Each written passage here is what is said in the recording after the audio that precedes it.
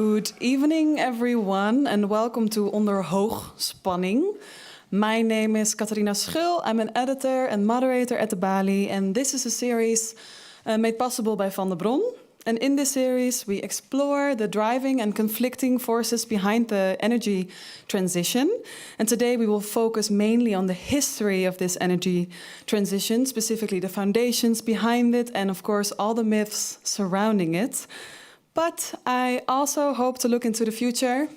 What should it look like? And not unimportantly, how, and even if it's slightly, can we stay optimistic?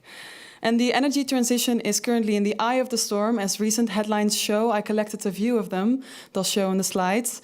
There's certainty this transition will happen because we agreed upon it and in several agreements and COP meetings. And according to some, even economically, it will make sense. And I'm urging the technicians to show these slides with the headlines, please. Because at the same time, there's a lot of skepticism. Last week, and if you can see them as behind you as well there. Last week at the UN conference, the American President Donald Trump said, "Green energy is a scam and climate science is from stupid people." So, reason enough, I thought, and the Balie thought, to continue these conversations on what this energy transition exactly is and what is needed. And we're going to do so today with a French speaker, my key speaker of tonight, Jean-Baptiste Fressoz. He's already here next to me. Give him a warm applause, please. Welcome. He challenges the idea of the energy transition in his recent book, More and More and More, that I have here. He actually argues that we should forget about the term altogether because throughout history, energy sources have never really replaced each other. For example, what I've learned from reading this book is that we now, today, are burning more wood and more coal than ever before, despite all of our efforts in solar panels and electric vehicles. This is not going great. Global carbon emissions continue to rise. We will hear more from you. We'll do a short presentation in a little bit. And I'm also invited two panelists who will join in a little bit as well. I already have Jaap Tielbeke from the Groene Amsterdammer here on my right. Also give him a warm hand, please. Thank you. But first, some logistics. As you've noticed, I'm talking into a microphone and into a camera. That's because this evening is live streamed on YouTube. This means that if you want to ask a question, wait for me to come with a microphone. Otherwise, my million listeners and subscribers online won't hear you. No, not million, but a couple. And if you don't want to be on the live stream, please save your question for after and try to find the speakers. Questions are very welcome, but please save them for the end. And there will be time for them, I promise. Always dangerous to promise, but I promise, I really do. I'm always curious who comes to the Balie and decides to spend their free evening here with us to listen to a discussion on the energy transition. So if I can have a little bit of light on all of you here surrounding me. Can I have a show of hands who work maybe for government bodies or are in policy making? Is anybody there working there who wants to raise their hands? No one. Oh, fine. Ah, from the back. Hallo, mag ik deze? Hi. Hello. Welcome. Glad you're here. What do you do? I am a technical specialist for the grid operator. For the grid operator, which one? Stedin. Stedin, so the local one. Not the local one here. That's Leander. How is it going? I won't make any comments on that. Well, what are you curious for tonight? Just in general, the general opinions and what people are saying. I do have a skeptical view as a technical specialist on most comments made generally, but we'll see about that. Okay, we'll check in later maybe, or not, who knows. Is there also somebody, so that's the only government body that we have. We hope that they're watching. Is there somebody working maybe in industry, who has a business, who is investing, who is coming up with things? Yeah, I see a very shy hand in there. Yeah, I know who you are. Hi, who are you? I am Sandra. I'm working as a product manager for a company that develops charging sites for electric trucks. How is it going there? Well, slow, but definitely forward. And what's slowing your process down? Well, recent changes to the policies in EU, also general political environments, I think, worsened over the last period. And what question do you have in your head that you're here tonight, or what are you curious for? Well, I am curious what can we do better, because obviously the whole EV transition is not as sustainable as we would like to, and there are ways of improving that, I think. So I'd love to hear more about that. It's a very good question. I think it's probably going to come more towards the end. And I was also wondering, maybe, and I didn't see everyone's hands, is there maybe also people also working in science from universities, students doing research on this topic? Ah, there. Hello. Hello, ma'am. What do you do? I work at TNO, and I'm the solar program manager, so I work on the solar energy transition. So my daily work is the energy transition. And what would you say is going really well in solar energy right now in the Netherlands? Well, what is going really well is that we know what we need to do. And I join my colleague over there. We need a bit more policy support to continue doing what we have been learning over the last 3 decades. But yeah. So you would say more solar energy or more policy? Well, we need the policy to continue. Yeah. Very clear message. Thank you. Is there anybody who I forgot who also wants to share why they came today? Who wants to know? No, just interested. I see someone there. Hello. Who are you? Oh yeah, okay. My name is Lawrence. I work for the Rocky Mountain Institute, which is a US-based think tank on green energy. I work on history of the energy transition, in part. So I read the book, which I think is really good, and I have a couple of notes. So I hope to be able to ask some questions. I have one note in 5 words. It's a very nerdy one, but it will be Carlotta Perez, which might be something that means something to Jean-Baptiste, I see him nodding. Maybe you can use this in your presentation, or we come back to it later. All right. Thank you, everyone, for already letting know who you are. And now I'm very pleased to introduce to you, even more properly, the historian of science and technology based in Paris, the author of The Happy Apocalypse, The Shock of the Anthropocene. He will tell us a little bit more on his more recent book, More and More and More, An All-Consuming History of Energy. Please welcome Jean-Baptiste Fressoz.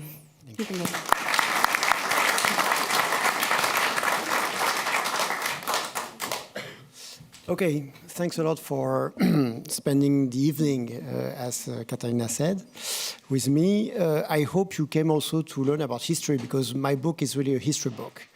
I think it tells something about the politics of climate change, but it's mainly about history. And I think history has played a discrete but crucial role in this idea of energy transition. When you're cautious about it, you see that history of energy is very often invoked to talk about the future of energy. For instance, John Kerry, the ambassador for climate change from the previous administration, explained that the energy transition, what we have to do to fight climate change, is the new industrial revolution. As if there was something analogous between the industrial revolution and what we have to do now. It's a very strange sentence when you think about it. It means that in his mind, the Industrial Revolution was an energy transition, that there was a shift, a major shift in energies and materials during the 19th century. It is completely false. I will explain to you why it is completely rubbish, but it's a really completely false history, but a very natural one. Okay, you'll tell me he's a politician, but by the way, he has been following this issue of climate change since the 1980s, so we should know about it. He had time to think upon that. But it's not just the politicians. If you look at the best experts on the topic, I mean the IPCC Group 3.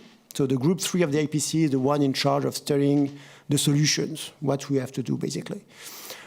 You can find in this report, in the last report, very strange sentences. Energy transitions can occur faster than in the past. Or a low-carbon energy transition needs to occur faster than previous transitions. you will notice that the second sentence is true. It has to happen much faster than previous transition because for the moment there has never been any energy transition, right?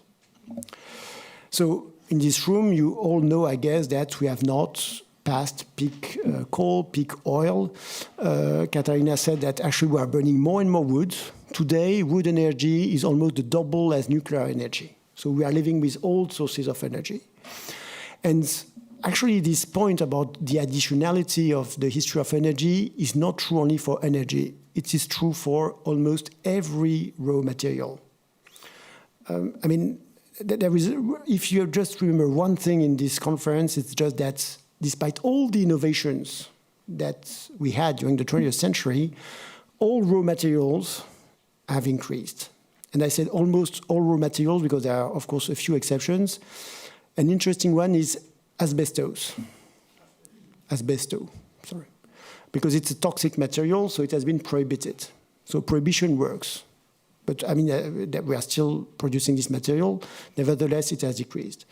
The only example where you've got a raw material decreasing because of a competition from another new material, it is sheep wool. It is the only important raw material that has decreased in the 20th century. It has decreased by a third since the 1960s because of synthetic fibers, which is probably not a good news for the environment. So, I mean, I think we need to have that in mind. Despite all the innovation, all the new technologies, raw materials are never obsolete. There is a fundamental difference between history of technology and history of materials. In history of technology, technologies do become obsolete. For the case of raw materials, it's not true. I'll just give you one example which I think illustrates perfectly this very strong difference. The way people produced artificial light in the early 20th century, it was not yet electricity, it was the petroleum lamp, the kerosene lamp. A very basic technology, but a cheap one, so it was widely used. And of course, came electricity, a major technological revolution, which rendered the kerosene lamp obsolete. And despite that, we are using more and more oil and petroleum to produce light. Right now, only the headlamps of the automobiles consume more oil than the world economy in 1900s when everybody was using, or most of the people were using kerosene lamps to produce artificial light. So you've got a major technological transformation, a true revolution, but in fact, the raw materials behind the technologies keep growing and growing and growing. My point is not just to say that energies have added up on top of each other. It's a very trivial point. You just have to look at a graph representing the global history of energy.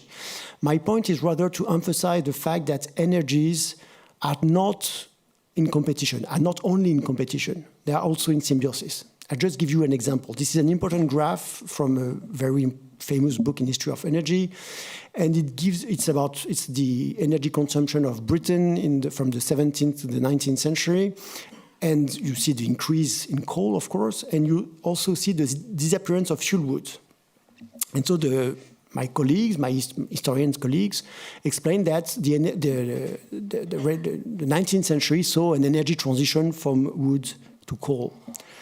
But in fact, actually, to produce coal, you need a lot of wood.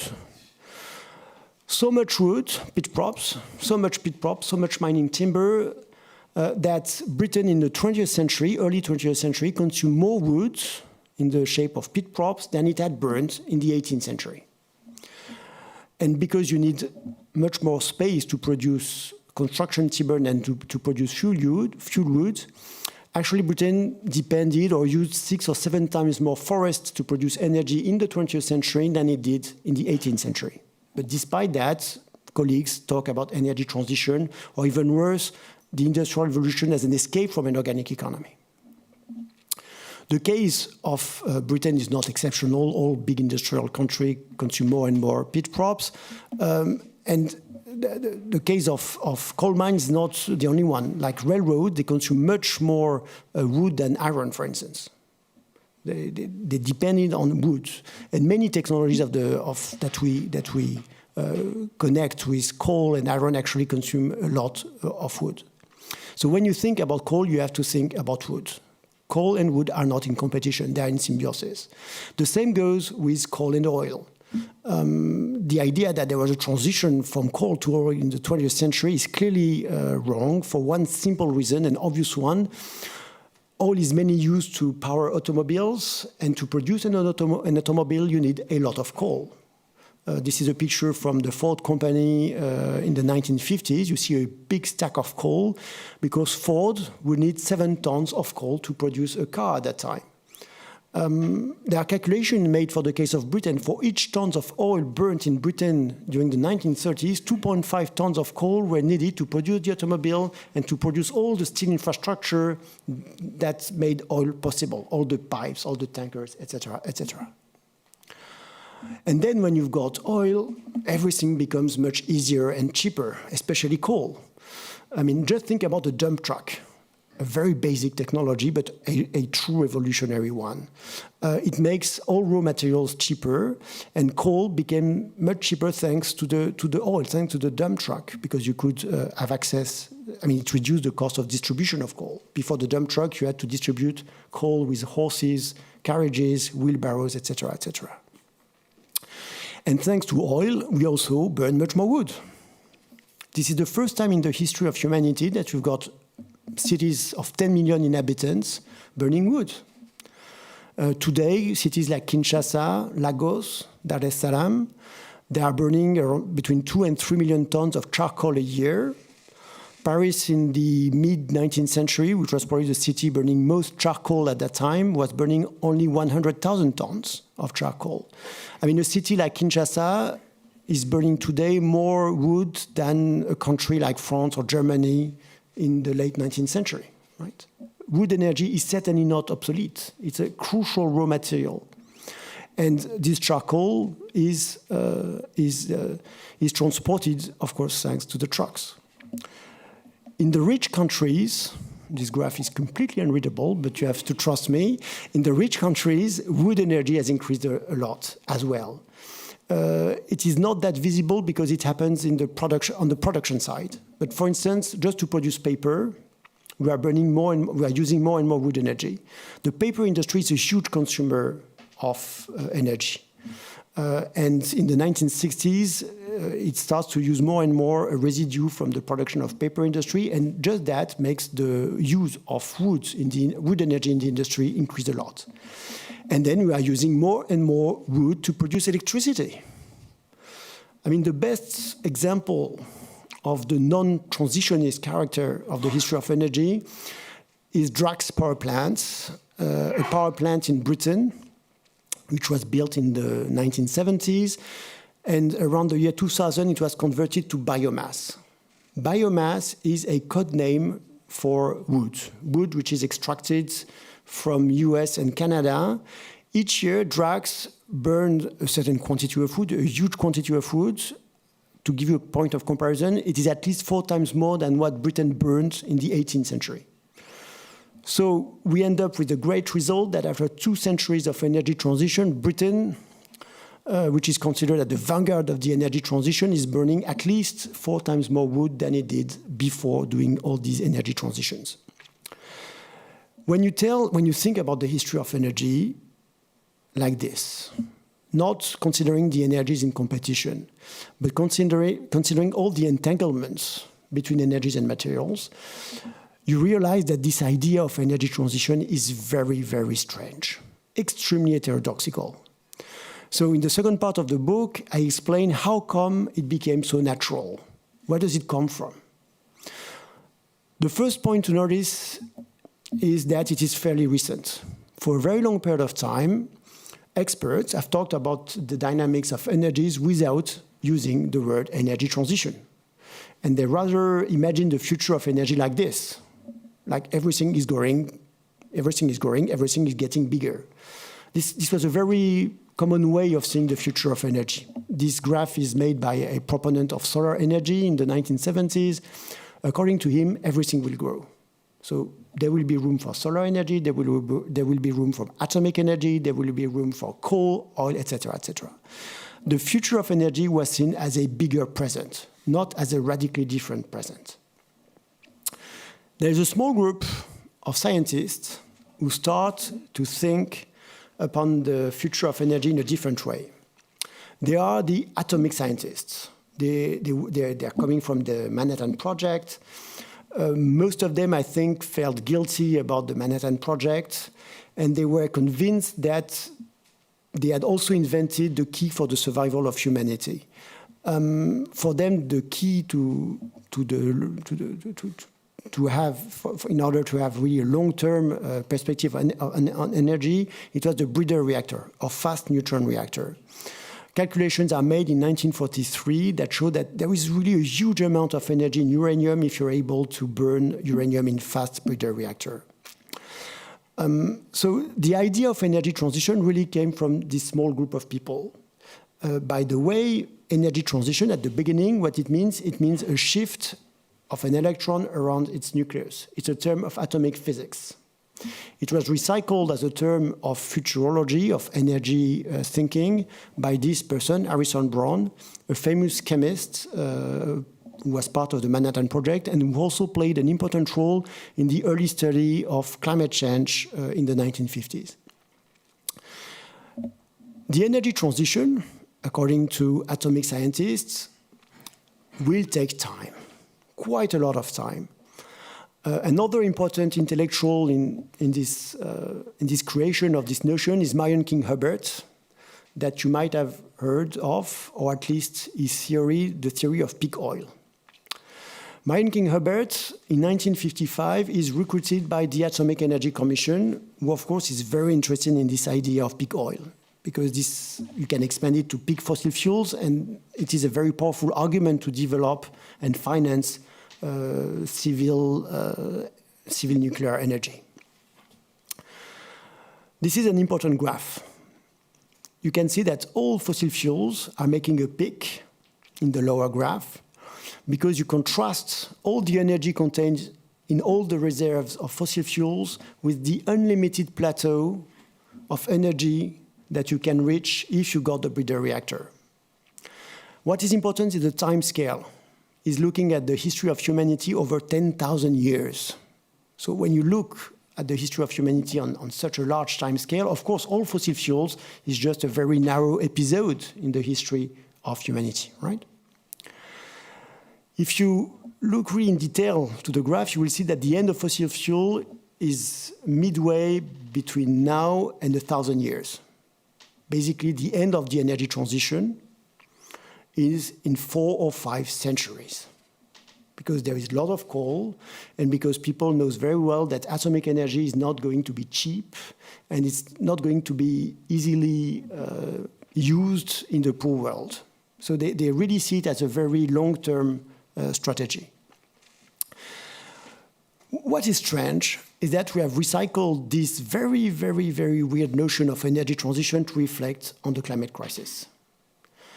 Now we have to do the energy transition not in 3 or 4 centuries, but in 3 or 4 decades. And we have to do it despite the fact that there is still a lot of fossil fuels. Because, of course, the energy transition, according to atomic scientists, would take place because of the growing scarcity of fossil fuels, which would make atomic energy competitive and coal too expensive to dig, right? So how come that this extraordinarily strange word and idea and futurology was taken up to reflect upon the climate crisis? The key point in the story is really the decade of the 70s. It is really at the same time that you've got 2 phenomena taking place. First of all, the energy crisis because of the oil shocks. And the idea of energy transition became kind of more natural, that you could read it in the report, because of the energy crisis. Energy transition basically was the solution for the energy crisis. There is a problem with oil, getting more expensive. We have to do an energy transition. And it is also at the same time, or at the end of the decade of the 70s, that the problem of climate change started to appear in the political agenda in the US. If we all talk about energy transition today, it is in part because of this guy, Jimmy Carter, the US president, who in 1977 made a famous speech about the energy transition. and he's probably the first politician to use the word in the public space. And after this speech, the phrase energy transition is taken up in many different settings. It's taken up by the UNO or in different countries. This idea of energy transition was extraordinarily useful for all sorts of people. It was very useful for the oil companies when they started to be confronted with the issue of climate change. At the beginning, Exxon was not climato-skeptics. In the late 1970s, they are doing serious research on climate change, but they are transitionists. They say there is a problem of climate change, obviously. Greenhouse effect is it's old physics, it's not new, it's not fresh science, it's not very interesting in a way. The interesting thing is what will come first, the climate catastrophe or the energy transition? And it was very astute to frame the problem like this because climatologists themselves framed the issue like this.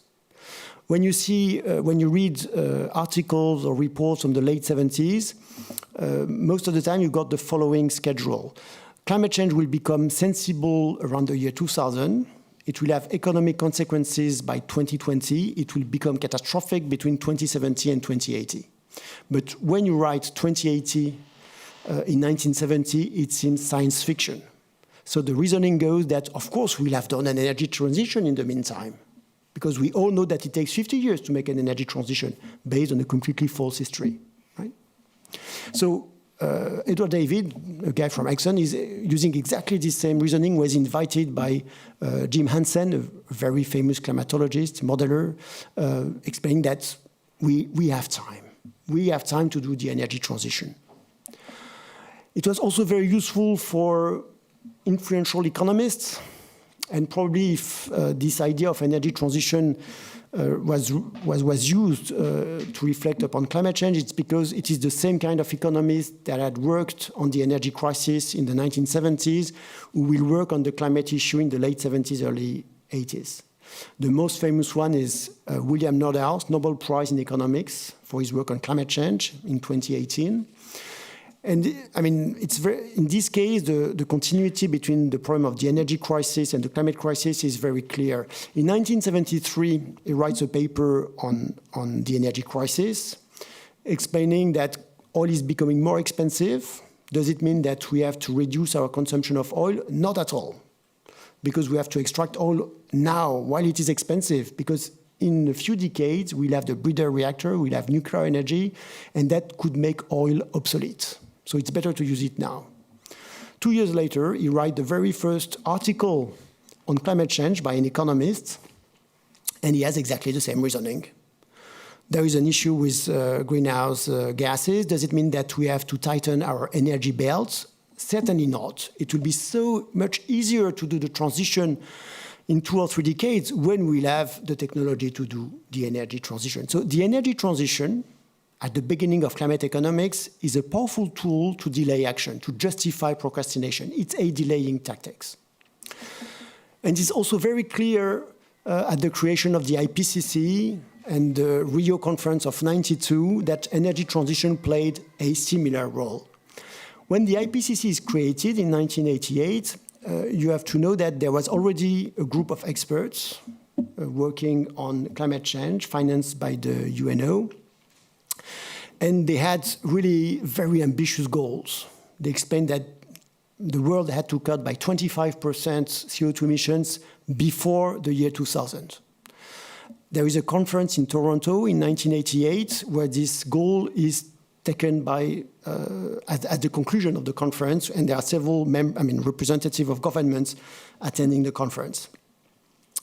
When the US government hear about this idea of reducing by a quarter CO2 emissions before 2000, basically they fall off their chair and they say, this is rubbish. I mean, we cannot accept that. We have to create a new group of experts, a much more serious one, called the IPCC. And the important letter in IPCC is the I. It is intergovernmental. It is to put back the governments in the loop. They had been excluded from this expertise on climate change. You have to put back the governments at the center.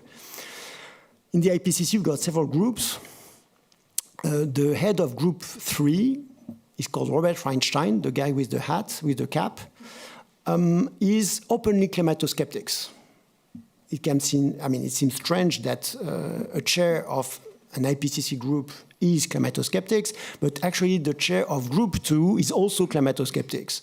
His name is Yuri Israel, one of the few meteorologists climato-skeptics at that time. Robert Einstein, before the Rio conference, takes his order from John Sununu, who is the chief of staff of George Bush. And John Sununu's orders are very clear. At the Rio conference, the one who set up all the UNFCCC, all the climate governance from the UNO, basically at this conference, don't commit to any targets. We're not going to sign a treaty that would force us to reduce our CO2 emissions. So no target. Don't promise any money, because all this climate thing is just a pretext from the poor countries to ask money from the rich. So no money, no target, play the technology card. Just talk about technology, right?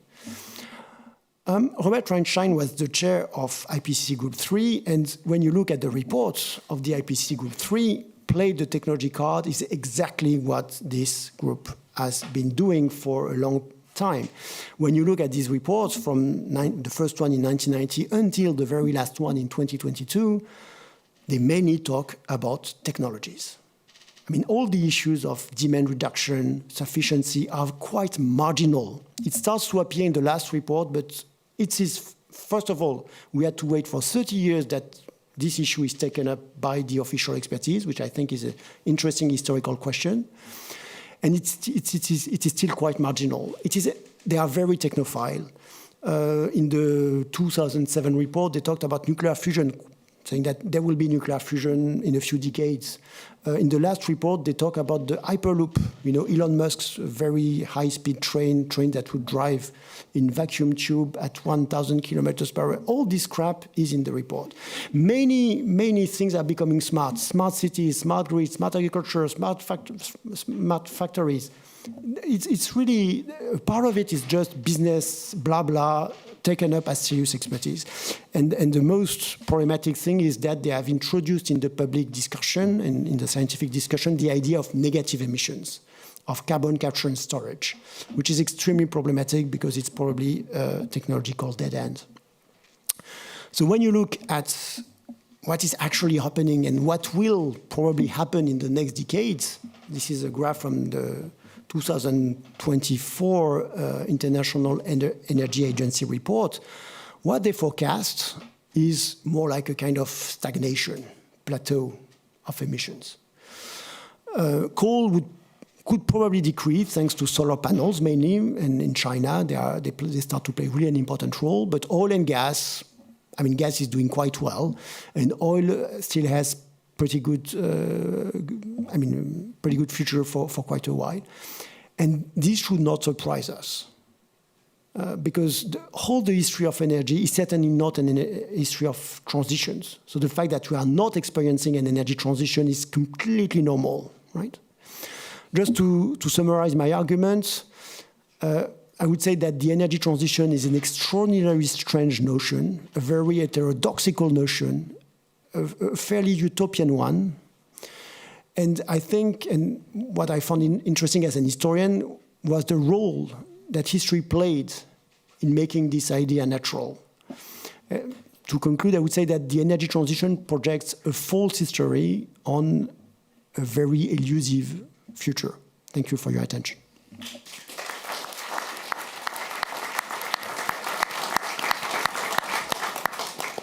Well, thank you. We are going to dive into this history and talk about it a little bit more. But first, let me introduce to you properly who's sitting next to me. That's Jaap Tielbeke. He's journalist, deputy editor-in-chief of the Groene Amsterdammer.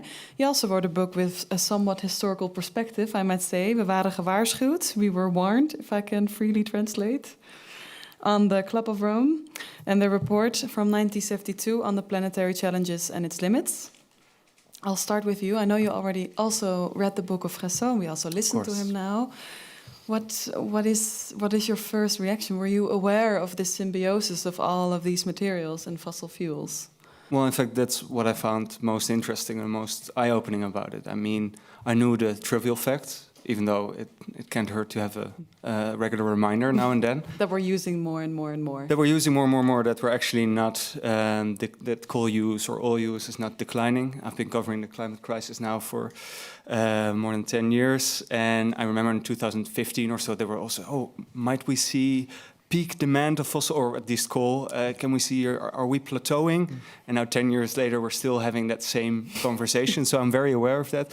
But at the same time, I go back and forth, because when I read all the climate science reports, it's very hard to stay optimistic. It's hard to not become fatalistic.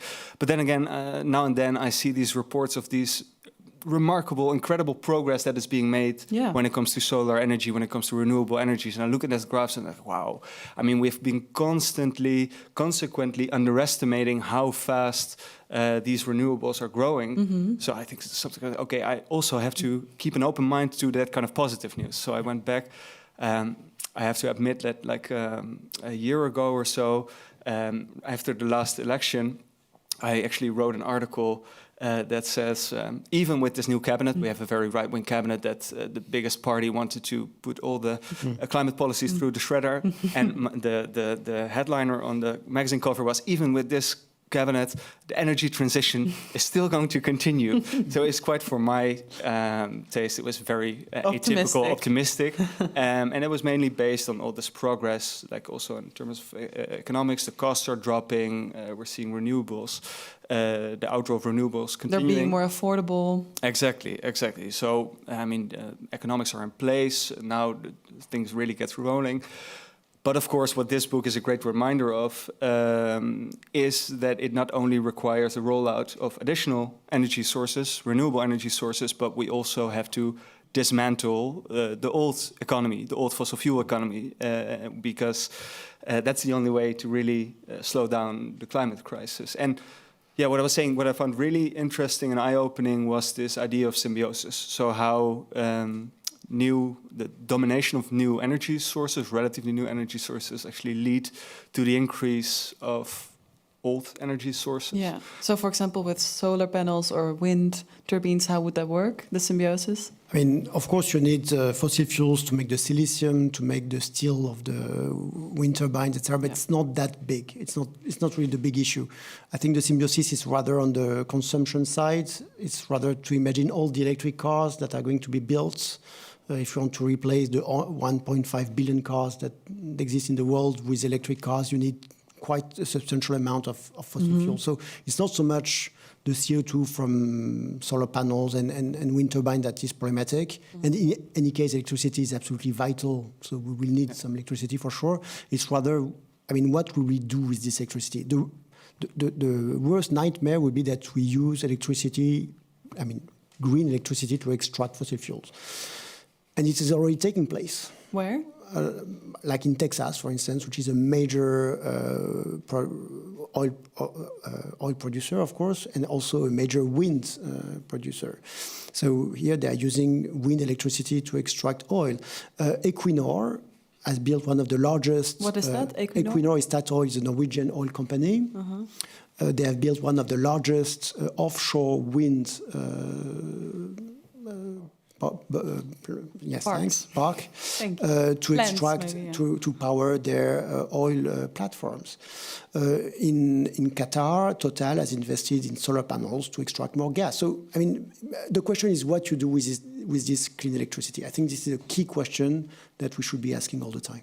What is interesting is that it's not merely a story about energy, as you were saying, right? I mean, it's also a story about material consumption in general, or the consumption of raw materials in general. And that has to do with material welfare, the increase of material welfare. So it's, of course, it's a story of symbiosis and energy, but it's also a symbiosis of materials we use for all different kind of things. And that is actually one of the parallels I found reading your book and writing mine on the Club of Rome. Continue, maybe you can explain that better. Well, the way it's remembered often, and I think in your book as well, you mentioned the Club of Rome. When the report first came out, the Limits to Growth report, the headlines on the newspapers, they were talking about that we're running out of oil, or we're running out of certain resources. And then looking back, you can say, well, that was not the problem. I mean, we had the oil crisis in the 70s, but the problem is rather that we have too much oil. But when you look a bit further in what they were saying they were working with different scenarios. And there was also scenarios where they had innovation or where we could reach a lot more resources, or assumption that there were a lot more oil reserve or coal reserves in the soil. And in that scenario, we would run into a different planetary limit, namely, it's a bit unspecified, but it was pollution.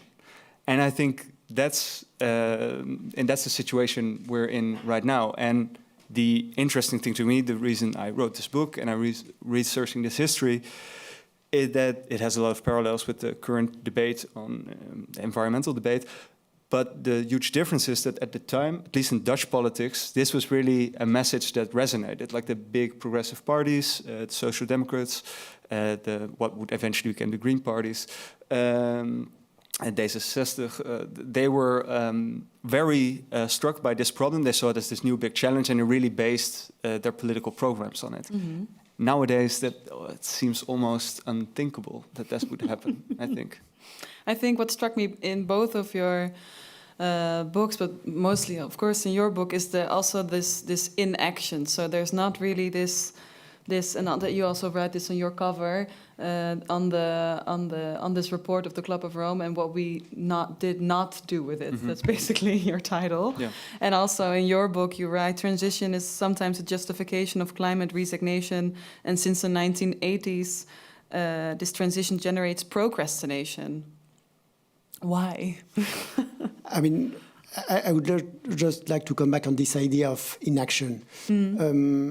What struck me as well was that after the Club of Rome, there was a serious debate about economic growth, about the trajectory of our societies. Sico Mansholt, who was the vice president of the European Commission, wrote a letter to the president. I forgot the name of the president, but not the name of the vice president, because this letter is extremely interesting, saying that we have to build a new project for Europe. It was really it was deeply concerning. And what is striking is that with climate, you don't have the same level of concern. Why is it so? I think it's because very early on, what struck me most, perhaps, and it's really at the end of my research that I kind of stumbled on that, but adaptation was thought as the key strategy. As soon as 1976, there's a conference in the US. The title is Living with Climate Change. It's organized by a think tank close to the White House.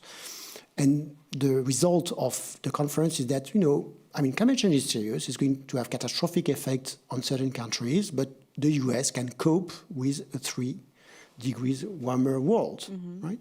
So very early on in the US, it's clear that the transition won't take place. And the key thing is it really bad for the US? We can manage. For the case of European governments, I've only found archives for the case of Britain. In 1989, Margaret Thatcher organized a meeting with all her cabinet members, and each one is saying that we can't do much. I mean, we can't do much against climate change. It's inevitable. For agriculture, we could try to reduce our consumption of fertilizer, but it would be so bad for our competitiveness. For transportation, we could develop buses and trains, but are we sure that people will not? I mean, it's about the addition effect. Perhaps they will use both the train and the car. The only effective thing would be to tax fuels, but you don't want to do that, Madam the Prime Minister, right? It's not very popular. And the energy minister said, for the moment, Britain is 3% of CO2 emissions. In a few decades, it will be just 1%. So the best we can hope is it won't be too bad for Britain. I think the confidence that among the elite of the rich world that climate change is bearable is probably the biggest reason why nothing has happened. It also speaks from the work of Nordhaus, the economist you mentioned. He received the Nobel Prize with a model saying that 3 degrees warming is the economic optimum. That was like the cost of the transition or the shift and the damages done by climate change. I mean, that is only like every ecologist would start laughing hysterically if you present it. But he won the Nobel Prize officially. Not even too long ago, actually. Yeah, 2018. Yeah. So I think that's very, very telling.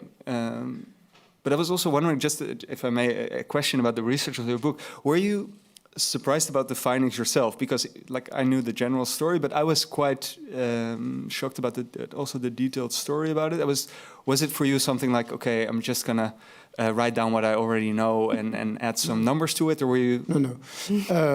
Honestly, I've written several books, and it's the one that I had the most pleasure to write because I thought that major things were not known, like the consumption of food by coal mines. Of course, we know that there is pit props in the mine, but the fact that actually, like countries like Britain or Belgium are using much more wood in the 20th century to produce energy than they did before transiting from wood to coal was surprising for me and for all my colleagues. I mean, it's not. Then I was quite excited about the fact that I haven't talked about it in the conference, but basically the atomic scientists were very early on warning about climate change. In 1953, there is a report which was completely unknown called Energy in the Future. It's a report from the Atomic Energy Commission, and they say there are two limits to fossil fuels. The one is the geological limit. We'll be running out of fossil fuel one day. Mm-hmm. The other one is climate change, and it might be that climate will come first. Mm-hmm. 1953, and they say, we don't really know the effect, we should know.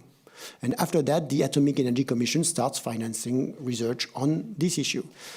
So, of course, climate change is a very good propaganda argument for nuclear energy. The other reason is because they had mass spectrographers, which is a scientific instrument which allows you to study isotopes. So you can study in a new way the carbon cycle, or you can have paleotemperature. So they really make revolutionary science about that's climate. Needed for for new energies. Yes, the mass spectrographer, it's used for in all sorts of industries, but during the Manhattan Project, it was used to produce heavy hydrogen. Okay. So it has improved a lot during the Manhattan Project, and that's why there is so many progress suddenly after World War II. So the role of atomic scientists pushing climate issue, I think, was also something I didn't know and surprised me significantly. You also wrote in the beginning of your book that this book is also born out of an unease. Yes. I mean, when you read general histories of energy, even by the best historians, I'm thinking about Václav Smil, he knows everything about energy, he has written like dozens of books on the topic. He's very skeptical, rightly so, about our capacity to do an energy transition now. But in his books, he used this phrase to talk about the past of energy, because he has this vision of energies in terms of shares and not absolute values. This is the first reason why he used this word energy transition. And he was not really aware of this problem of symbiosis and how important it was. So, I mean, even among the best historians of energy, there is still this idea of energy transition coming in the literature. I think it's time to introduce our second panelist, which is, I'm very happy he's actually here. You can already come to the table. This is, I will introduce you properly. This is someone who has had several endeavors in the field of energy. One started in nuclear energy, if I'm correct, then shortly after co-founder of Budget Energy, a company supplying green energy and gas to households. Now, in his own words, an entrepreneur turned tech investor at Positron Ventures. Please welcome Chef Bérard and give him an applause. Well, thank you for being here. We already listened to quite a lot on the history of energy and how they're in symbiosis. You, as an entrepreneur, working with many startups now, but in the beginning also starting up your own energy companies. What have you noticed so far? Have you heard? First of all, just like Jaap, I think the book is an eye-opener, and of course it's clear that many energy sources are additional, but that they're so interdependent is quite insightful. But what I found interesting is that Professor Fressoz, Jean-Baptiste, he basically frames people who coined the energy transition or who embraced the energy transition basically as a way to delay action. And that sounds a little bit like a conspiracy theory. And most solutions you mentioned, you literally said they are crap or business, blah, blah. So my question is, to you would be like, what actions have been delayed? So what actions would you have taken then in those days? who was delaying what? I mean, I'm going to talk about as an academic, not as a politician. I mean, it's not, I think, the issue.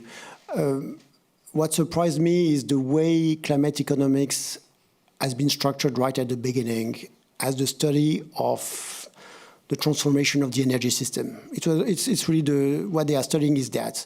And I think you could have had a completely different kind of climate economics emerging from the late 1970s, which would have been what is the use of CO2? There will be CO2 in the economy in 2050. Where should we use it? Where is it really useful? Where does it really play an immense role in the economic welfare?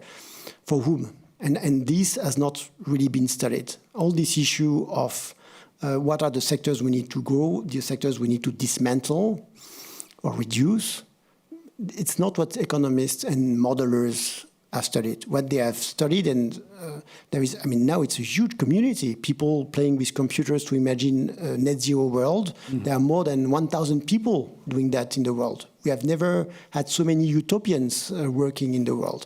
And they are playing with computer to imagine either you have a very fast diffusion of clean tech, and you also have negative emissions after 2050, how you basically optimize this choice. It's a very limited question. It's not a very interesting one, I think. It's not, I think, promoting the democratic discussion that we should have on where should we invest the CO2. But what should we have done differently than in those? I mean, I told you about the scientific fields. Yeah. Okay. Yeah. Now, what we should, I mean, there is no we. I think it doesn't have any sense. Society. Yeah. Okay. I mean, just to be clear, we couldn't. I mean, in the late 1970s, when the issue started to emerge, there is a sudden understanding that already at that time, things will be happening in China. In 1979, there is a world conference on coal, and the Chinese envoy explained that by 2000, they will extract 3 gigatons of coal, which was the world consumption of coal in 1979. So in the US, it's clear that climate change will happen, right? It's obvious. So, and let's be clear, Deng Xiaoping had not so many possibilities if he wanted to electrify China. I mean, nuclear was far too expensive. Solar did not really exist in an industrial way. So coal was the only resource if you want to have electricity production in a massive scale. So I don't think we could have done things completely differently in the 1980s. But once again, we didn't have the science and the research that we have now. That we should have had. I mean. But maybe just as an addition, because I think, of course, there were like commercial interests also holding back this non-existent transition. But perhaps it was also, like you mentioned, in the 1970s, after this Club of Rome report came out. I mean, it was the beginning of the environmental movement in general. And there was this debate about the discussion about economic growth, how central it should be an objective. But I think and like 20 years later, that debate was pretty much gone. Then the new mantra was green growth. Yeah. And I think that also had to do by the fact that we did, in fact, solve a couple of environmental problems while growing our economies. I mean, you can say that in Western countries we've outsourced some of the environmental problems to other countries, but it was also a matter of technological innovation, a matter of laws. So like when you compare the air quality or the water quality in the 90s in the Netherlands to the 70s or in the US, there was this idea that, okay, we can have it both. We can have economic growth, and the same would apply to climate change, which of course now we're starting to realize, well, it doesn't really play by the same rules because it's a global and less tangible and less local problem. But I think for a long time that idea, it was really, and it's still very green growth is possible. Yeah, what Carlotta Perez, I think you already referred to her, like she also Can you explain to everyone maybe who doesn't know what this is, Carlotta Perez? Yeah, Carlotta Perez is an economist who also argued that green growth, she's one of the most influential economists who basically theorized about waves of innovation, and she built on Schumpeter. She believes green growth is also possible. But I mean, maybe you can later say something more about it, because I'm not a specialist on Carlotta Perez. But maybe a little bit on the energy consumption and how fast it's growing and whether or not that is a bad thing. The way I see it is that like up until the 1700s, we only had basically 70% of the world's population worked as a farmer, and we were not very productive. And then so harvesting energy was, and maybe we can show. I have a slide. There's a couple of slides and a little bit more further down this slideshow. No, not these. Right? This was about Netherlands. Ja, dus meer naar het einde. Even snel uitleggen. So harvesting Helemaal aan het einde van de PowerPoint. Just give me a go and continue. Okay. Sorry. Yeah, the most effective way to harvest energy was like gathering wood in the forest, and then we discovered fossil fuels, and energy became abundant, and later oil and natural gas. And it became very easy to harvest energy. And we turned that energy into productivity. And in the 1700s, that was the steam engine. And nowadays we do the same. We use coal to generate electricity, and we put that in data centers to power AI. So this is basically the argument of efficiency. And we're still not at the slides. They're much more down in the slideshow, like the final ones. And it's productivity that brought us the prosperity that we are in now. Because we freed up so many people who used to be needed for growing food and making clothes, we can do that with far fewer people by using fossil fuels and steam engines. And now it's we don't need translators anymore because we have AI. So we become very productive. That has brought a lot of prosperity, and that allows us to research things, debate about it, because we have a lot of time. To have 300 years ago, here they are. Yes, This is a slide on energy productivity. So a farmer in the 1700s would be able to basically harvest maybe 0.5 megawatt-hour per day. Okay, so, and this is in 1825, we turned coal into steam, and then we would power weaving, clothes weaving, and for textile weaving, and we could make by hand. You could make like 1 meter a day or 2, and now we can make thousands of meters a day. And now the same. I mean, AI is the steam engine of the modern day, and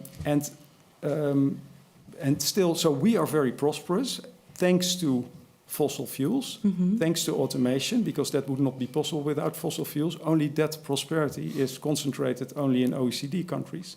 And then maybe if we go to the next slide, so the OECD is only 15-16% of the world's population. The rest of the world lives in non-OECD countries. They use 4 times less energy, and they have 1/7 of the wealth that we have, and they have the right to come up to our level. And you can only do that by putting more energy into the economy. So I'm afraid, in order to let the rest of the world catch up with us, and we can do it less. I mean, I don't argue against that. I mean, we should be as sober as we can, but in order to let the rest of the world catch up, we need petajoules. So that is of energy. We now produce maybe 0.5 petajoule or what is it, 0.8 petajoule. I'm looking at this. Sorry, no, this is correct. But we need 2, 3, 4 petajoules to let the world catch up. Are you familiar with this argument on this wealth and prosperity? I mean, yes, it's a bit rough, but yeah, I mean, of course, I would not deny that energy is important in economic growth. I mean, this is quite obvious. Well, it's the key to economic growth. I mean, now it depends on what kind of economy you are. I mean, I had a graph of Netherlands. I mean, Netherlands is consuming less energy and is not less prosperous. So I mean, there is a I mean, decoupling does exist. I think we should not underestimate that. No, I mean, I was interested in your reference on Carlota Perez because it seems to be like a very important reference in the room. I think it's really the key problem of this idea of energy transition. It is based on a Schumpeterian vision of the world. It's based on this idea that there is destructive, creative destruction, that the new replace the old. it is true, more or less true about technology, that technologies do replace each other, and even that actually is debatable. It's more complicated than what we believe. But it is just completely false about energies and materials. That's the key point of my book. And why these people are obsessed with Schumpeter is because they applied a very crude model, which is the S-curve, the diffusion curve, which is everywhere in energy think tanks. What's special about this curve? This curve is a very commonly used curve. It shows the diffusion of an innovation. So it starts slowly, and then it goes very quickly. There's an inflection point, and then it reaches an asymptote. Mm-hmm. And of course, it's very optimistic because we always think, that the transition is going now to happen very quickly because it is slow at the beginning, but then boom, it goes very quickly. What I've read many times is that now we need to have burn more coal, and we are going to have more emissions, but slowly we will reach this peak and it will plateau and it will become less. I've read this, I think, 100 times. Yeah, this S-curve, just finish on the S-curve. The S-curve has been commonly used to reflect on the diffusion innovation since the 1920s. It's a very old idea. It's very, very used in the 1950s and 60s in marketing to estimate the future of your market. You have to estimate the diffusion of a new product, for instance. So it's a very commonly used tool. And then it was used for the first time on energy dynamics by someone called Cesare Malchetti, who has really played a crucial role in this idea of energy transition. And then it was used at IASA. It was used at the Sussex, at the research center in England, when there was someone called Christopher Freeman, and Carlota Perez is connected to Christopher Freeman. And this idea of waves of innovations, of first and second industrial revolution, all these very stages narrative on the material world become normal, whereas it is just false. It is historically does not hold. So, I mean... For energy, you mean? For energies and materials. Basically we are using it to talk about a problem for which it is not adapted. It was not designed to reflect on this problem. Yeah, but I think the S-curve for the energy transition, for example, for the uptake of solar energy is not invalid. It may only be a lot slower than we all want. But I think in solar there's clearly an S-curve. But an S-curve of solar doesn't mean a symmetrical S-curve of decline on coal, oil, and gas. That's why it's not very interesting to know this very fantastic S-curve. I mean, it doesn't tell us anything about the future of oil, coal, and gas. A little bit on coal. Is there? Sorry, would you like to respond?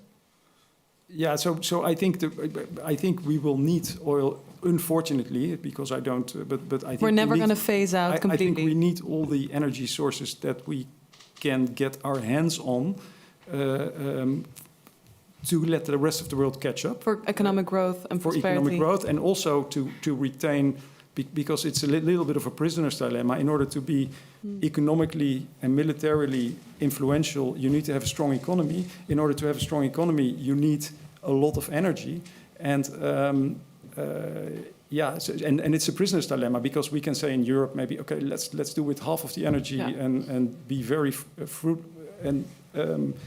but the US will not say it because they don't care about climate change. And China won't do it because they don't care about climate change.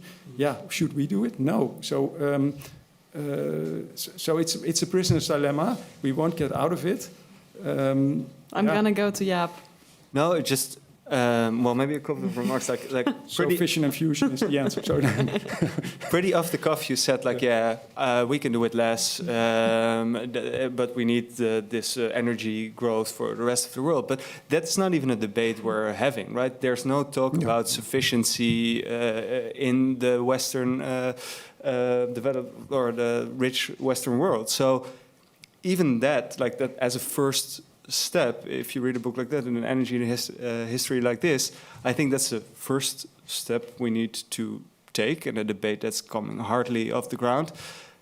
But my second is a question to you, because is there a fundamental difference in the sense of when I'm really struggling not to use words like the age of oil or transition. Yeah, we're not allowed to do that if you read the book. No, I'm not a censor or anything. Can use it. But that history, in a sense, is different because there wasn't this big existential challenge of the climate crisis behind it. Well, it's more a matter of scarcity because there were finite resources. Now we do have this big existential crisis, which has political and societal impact, and perhaps And resonance.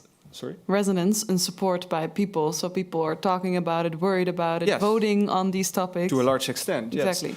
So perhaps that is a difference, and perhaps another fundamental difference is that, I don't know whether that matters in your view, but solar and wind are, in essence, infinite, right? So it's fundamentally different from finite resources like even wood, coal, and oil. So does that change things in your view? First point, yes, it changes that we want to do something more actively, but then the politics behind this wheel is not very clear for me. Do we really want to do things differently? I would just make you notice that even if entrepreneurs of the 20th century didn't want to solve the climate issue, they wanted to economize on coal, oil, and gas because it was always a cost, right? And we have already accomplished incredible feats in terms of economization of fossil fuels. I'll just give you an example. At the end of the First World War and during the interwar period, there was really a massive shift from a transition, if you wish, from steam engine to electric motors in the industry. This shift divided by 10 the carbon intensity of industrial force in the industry. Nowadays, when you shift from a gas power plant to a solar panel park, you divide by 10, 12 the carbon intensity of electricity. Okay, so we have been here before. I don't think that solar panels or wind turbines are so revolutionary that we are on the threshold of a complete material revolution. I think it's not the right way. It's not fundamentally different in your... It's not fundamentally different, honestly. I feel sorry. It's not, it's really a problem. Why it is not... What would be fundamentally different, in your opinion? Sorry, I don't have the answer to this enormous question, but it's probably not fusion. I promise a slight optimism towards the end. But basically, there are very good technologies to produce electricity, but electricity is just 40% of the emissions. Then you got all the rest. And all the rest, it's not very clear what the transition is. About agriculture, we don't know how to decarbonize agriculture, cement, steel, shipping industry, aviation, plastics, all these are very difficult to decarbonize. I totally agree. And before I read your book, I thought these are the main challenges. The energy transition perhaps is on track now, but now I'm not even convinced of that. We're on track. I thought we have the technology, the economics behind it are changing. But apart from all these other sectors, heavy industry, transportation, you name it, we still have to deal also with the energy system. Yeah.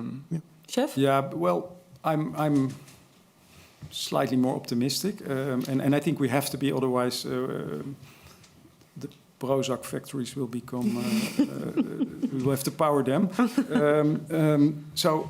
I think solar, and maybe you should have had the Rocky Mountains Institute guest at the table here, because they publish fantastic reports, and they have shown that solar is growing tremendously. And I think if you just continue to, it's an exponential growth at the moment, and that results in an S-curve, of course. But I think it is well feasible to have, by the end of the century, 60-70% of total final consumption. So that also includes the fuel that we need for transportation, for example, have that generated by solar. And then some of the solar you need to convert into fuels for shipping, for example, because ships don't... Or used to get fossil fuels. What's happening now? Yeah, no, but that defeats the purpose a little bit. But that's not the right way. But it's hydrogen might, but there are other solutions, and so I think a large part can be done with solar, and of course wind and hydro. They play a lesser role, but it's possible. And then the rest needs to be filled in with nuclear, but that's proven to work, and it's it's an engineering problem to make that better and safer and cheaper.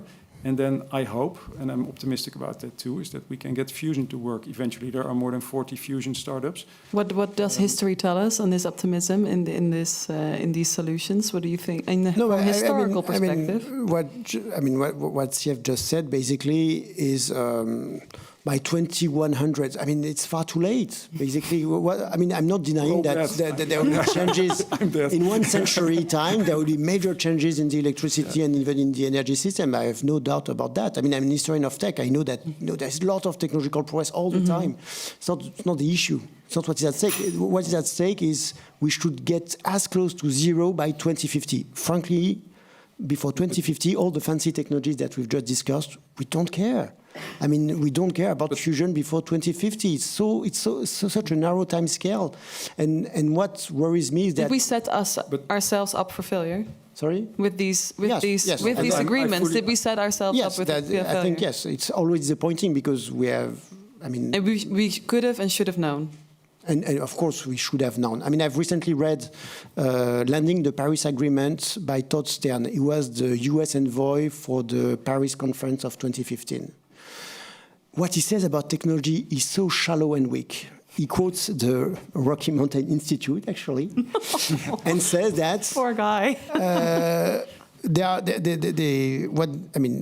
of the people don't understand about energy except the Rocky Mountain Institute because it is S-curves. So everything will go very fast. And we should not think about this in linear terms.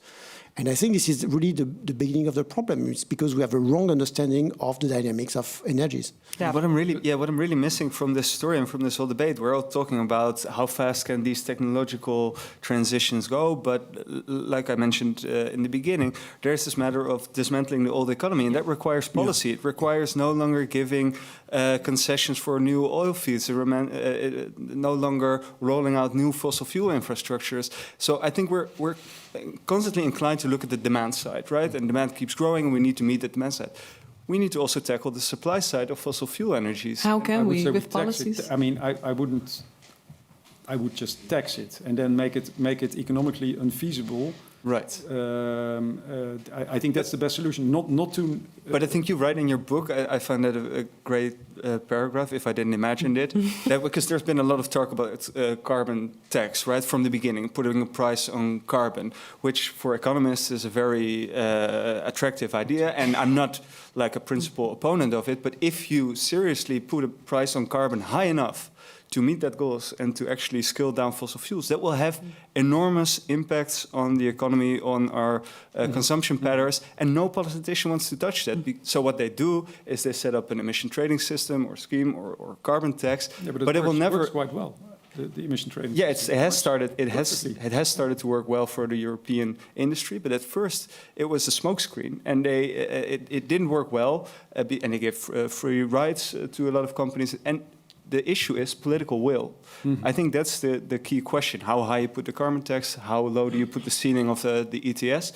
Those are political decisions. And I think the conversation political will is a result of what the population wants. Of course. So yeah, if the population doesn't want to tackle the problem, then the problem will not be tackled. I disagree, because then we can throw the towel and just say, because I think in the Netherlands... Then you don't believe in democracy. No, I'm saying in the Netherlands, politicians have a tendency to hide behind draagvlak, public support.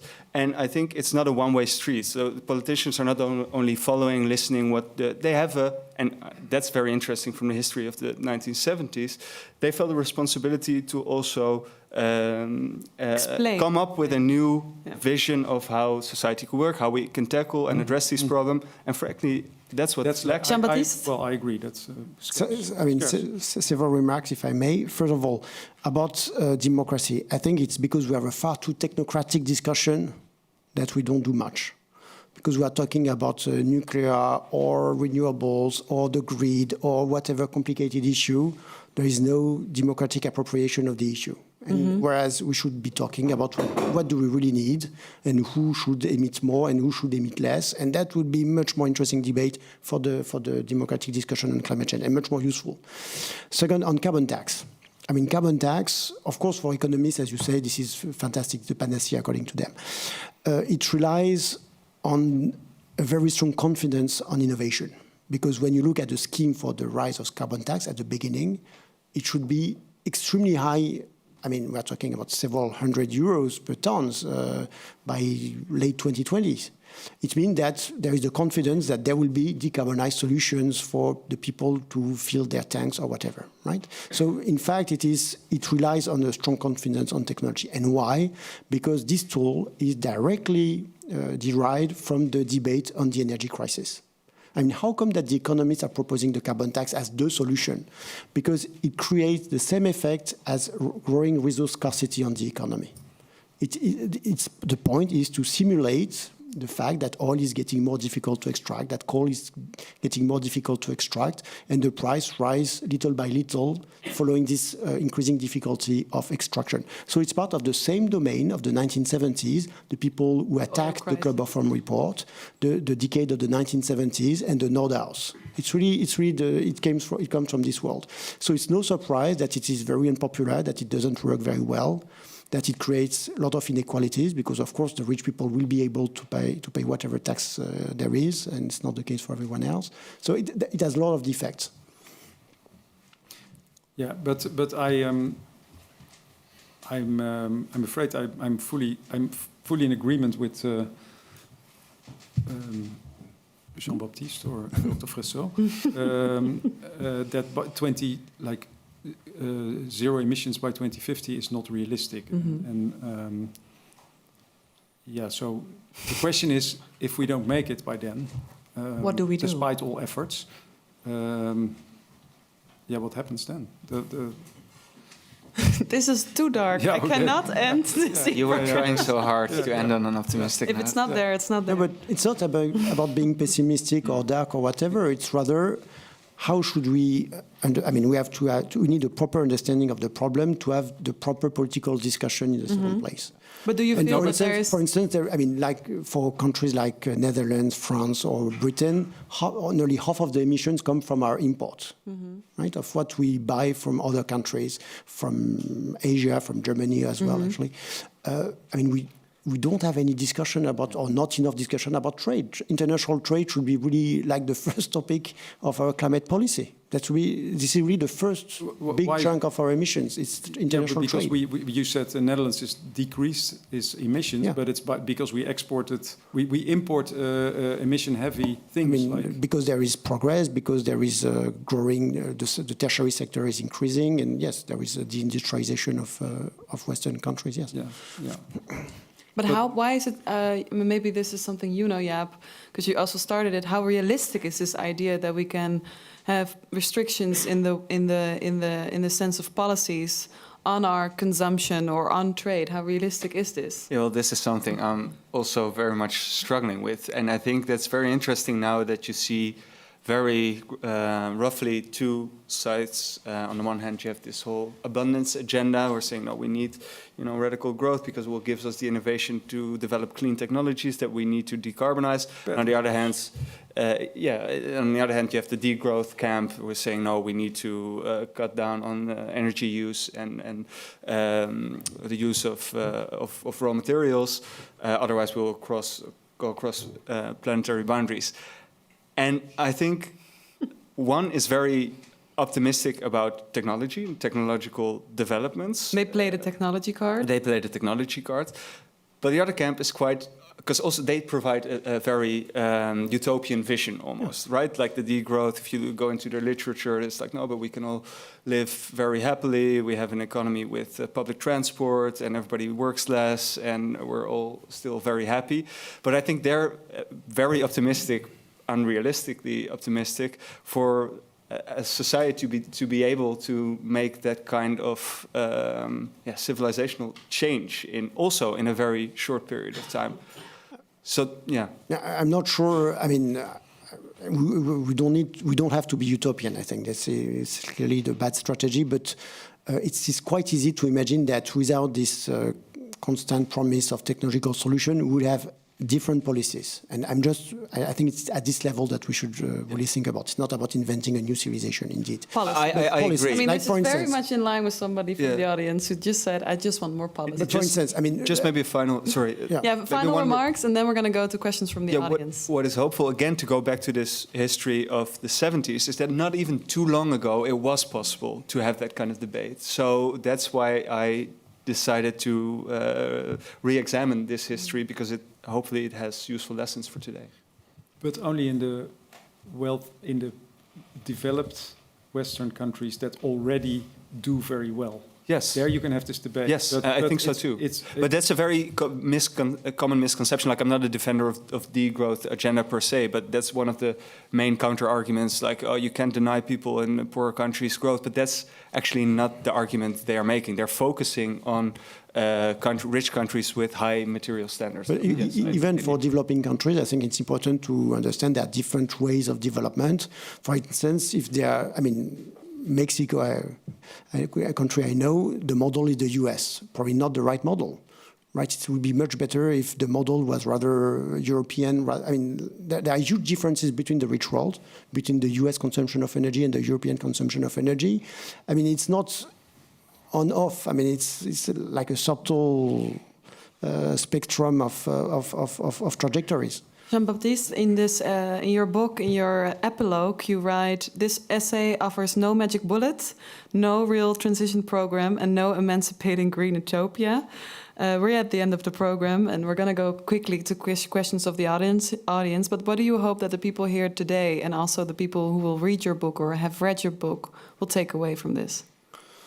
That we should not put too much of our eggs on technology. Indeed, it's a risky bet for the climate. That we should have different discussions. I mean, like it's not just like a change of civilization. Like right now, we are changing all the automobiles in Europe. Mm-hmm. We to could electric. decide very easily that we will build only very, very light cars that will have small autonomy, but that it will be connected with trains. I mean, there are different ways we could have very different solutions and discussions. And I think it's the only optimistic thing. That, I mean, honestly, the discussion is so poor at the moment that it could be completely different and with very different policies. All right. I'm going to open up to the audience. Are there any questions? Please raise your hand. Of course, from the Rocky Mountains. Been waiting. Can I have this one, please? Technique, yes. Thank you. Hello. Thank you. So a couple of notes. First of all, Jean-Baptiste, I think I really appreciate the book. And one, I'll first go down a little bit and then see. Okay, this will be an uitzondering that it give you so much time. So the first, that peat in the Netherlands, or turf, that's actually one material where I was hoping there will be a decline. There isn't on a global level. So that's, I think, somewhat worrying because the amount of peat use in the world is still actually kind of peaking or increasing. So that's one of the things that I think is just absolutely stunning about the work. There's, however, a couple of things. I think a view of energy solely as materials falls short. There was one example of petroleum, for example. Before petroleum, and there was the use of whale oil, which is based of animals. The amount of whale oil that's being used has decreased. Second, we used horses for transport. And the amount of horses in the world, especially also for transport, has also reduced.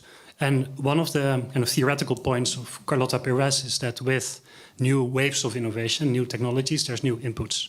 So, for example, there's inputs from whale oil or from horses to propel us forward. And now we have materials. We have oil, we have coal, we've used wood, all kinds of stuff.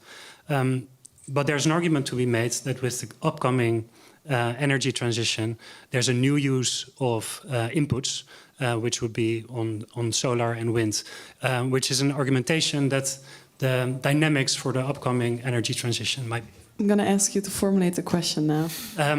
So that's the question would be like a response to this. I have one very short final note, which is I fully agree that technology only is not the answer. We need whatever you call it on demand side measures, efficiency. That is actually the concept that the Rocky Mountain Institute was founded on, is on on energy efficiency. So I fully back the final points made also by Jean-Baptiste. Do you care to comment? Just a few comments. The whale oil case, I mentioned it in the book, is a very interesting case because it is indeed the only example in a way of an energy transition. You know, we don't use whale oil to produce light, to my knowledge. But the story is very different from the moral that is usually used from this story. This idea that oil saved the whales is a cliche that appears as soon as 1860, and then it was taken up by the oil industry in the 1930s to explain that they were the good guys, that, you know, through innovation we can improve the environmental issues. Then it is repeated by William Nordhaus himself, which is really striking because it is completely stupid. For one simple reason, we have killed 3 times more whales in the 20th century, so after oil, than in the 19th century. And we have done it with more powerful ships, vessels using diesel engines. So thanks to oil, we've been able to chase the whales in the southern hemisphere. And the last drops of whale oil were used as lubricant for airplanes in the 1970s. So it's for an oil technology that actually we have killed more and more whales. If something has saved the whales, first of all, it's environmentalist movements, prohibitions, so political decisions, and something which is less famous, the jojoba tree, which is a tree native from Mexico, and then it was grown on a massive scale in Israel to produce a lubricant which had similar characteristic as whale oil. About the horse, the number of horses is plateauing since the 1960s. There is no sudden decrease. The amount of animals used to carry stuff has increased in the 20th century significantly. It's because buffaloes are much more numerous than horses.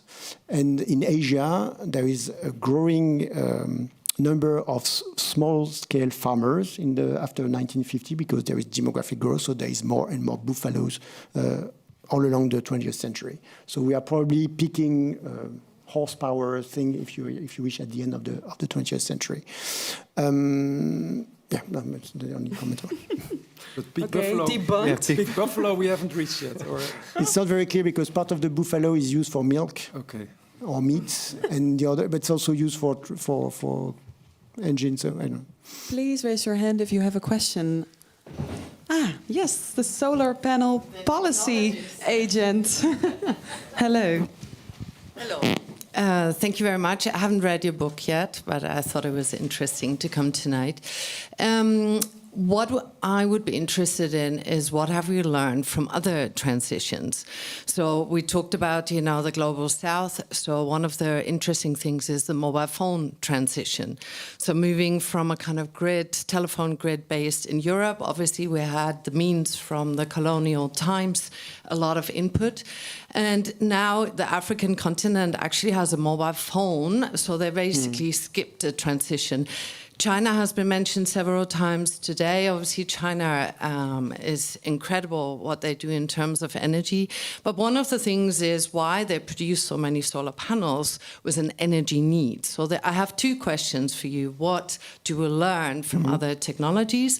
And the other thing, how do you see actually energy dependence? When we look at the energy crisis from the 70s, Denmark started their, kind of wind energy because of a need. China does it because of a need. So these 2 topics. Okay. So the first question about the analogy between technologies and energies. This idea in the literature is called leapfrog. So poor countries will be able to leapfrog, so they develop without the fossil fuel stage. I think it's part true, part false. Part true in the sense that they will use probably better technologies than, of course, Europe had used during the 20th century. So they will emit less CO2 to reach the same kind of level of development, probably. So that's good news. But the idea that there is a complete leapfrog is not working very well because they will probably use solar panels to produce electricity. But there are papers right now showing that solar panels are used in conjunction with diesel engines for the backup. So both are growing actually in sub-Saharan Africa. And then, as I mentioned, fossil fuels are not used only for electricity. They are used for all the rest, and all the rest won't be decarbonized. So they are going to have roads made of concrete and steel. They have all the heavy industry are still fossil fuel dependent, and it's no surprise that the wealthiest man in Africa is called Dangote, and he started as a cement producer. There is a huge expansion of cities from Lagos to Abidjan. There is a huge metropolis building in Africa for the last 20 years. He was the main cement producer for this, so he made a fortune out of it. Now he has recently created the first oil refinery of sub-Saharan Africa. So, the stage are there. The fossil fuel stage is not disappearing at all, right? And the other question was about, dependence. Yeah, I think that's the key topic, in fact. That's really why is China pushing so much on electric cars? It's not because they wanted to save the climate. It's because they know they are completely dependent on the goodwill of the US for the provisioning of oil from the Middle East, and they need to create a kind of resiliency, and the electric vehicle is a good technology. And I think now if we are doing efforts in the Western world, it's also to reduce our dependency on Russia and the US, obviously. That's probably a better argument to do the effort, in a way. I'm going to round up for now, but not before I thank my speakers. Of course, Chef Bérard, Jaap Tielbeke, and also Jean-Baptiste Fressoz. Please give them a warm applause.